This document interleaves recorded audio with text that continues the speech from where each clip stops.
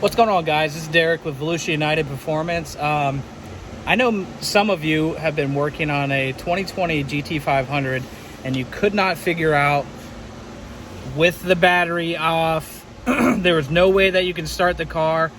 Let me show you a little trick that can help you out if you have to push the car around and you have no battery accessory power at all. So, all right, first thing you're gonna do is you're gonna locate your center console here, and you're gonna look right here at this last tab. You're gonna wedge something in here and then pry that up real quick.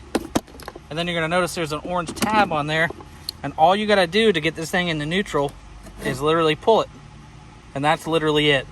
And then that's gonna bring you into neutral and you'll be able to hand push the vehicle out.